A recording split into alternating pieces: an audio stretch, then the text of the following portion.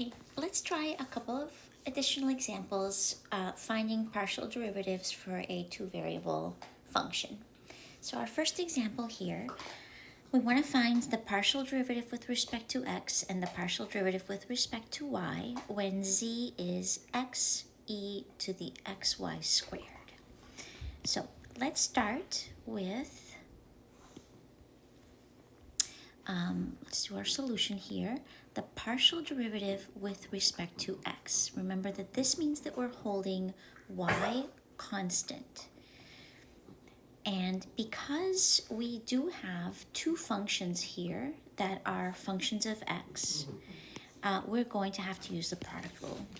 So the partial with respect to x will be the derivative of the first is just 1 times e to the xy squared plus x times the derivative of e to the xy squared, and we do need the chain rule here. The derivative of e to any power is itself, so e to the xy squared, and the derivative of the inside, which is xy squared, since we're treating y as a constant, that will just be 1y squared. So we have our partial derivative with respect to x will be e to the xy squared plus xy squared times e to the xy squared. You can leave it like this, or we can also factor out e to the xy squared, and we're left with 1 plus xy squared. So there is our partial derivative with respect to x. Now, let's try our partial derivative with respect to y. So here we're going to be holding x constant. We treat x like a constant, which means that we don't need the product rule this time. And when we take the derivative here, we'll just need the chain rule. So x, the derivative of e to the xy squared will just be with the derivative itself, e to the xy squared, times the derivative of the inside function. And here we're holding x constant, and we have to take the derivative of y squared. So that's going to give us 2xy. And so here we have that the partial derivative with respect to y will be 2x squared y e to the xy squared. And that is our partial derivative with respect to y. All right, let's try an additional example.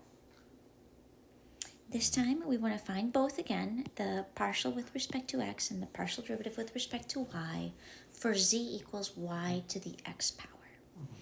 So let's start with, doesn't matter really, but I always start with x. We'll start with the partial with respect to x. We're holding y constant. So this is like, imagine you're taking the derivative of 3 to the x, right? Where there's a constant as your base. The derivative of 3 to the x will be the natural log of 3 times 3 to the x. It's almost itself off by a constant. So partial with respect to x here will be the natural log of y, the natural log of our base, times y to the x, because we're treating y as a constant. All right, let's try now the partial derivative with respect to y. So partial derivative of f with respect to y means we're holding x constant and treating it like a constant. So now you're thinking something like y cubed. Well, that's the power rule, because x is a constant. And the power rule then will just be bring the exponent down, x times y to the x minus 1. It feels weird to apply the power rule this way, but that's what it is, because y is our base and our power is just a constant. So we applied the power rule there. So partial with respect of f with respect to y is xy to the x minus 1, applying the power rule. And partial with respect to x is the natural log of y to the x, and we just used the derivative of exponential functions.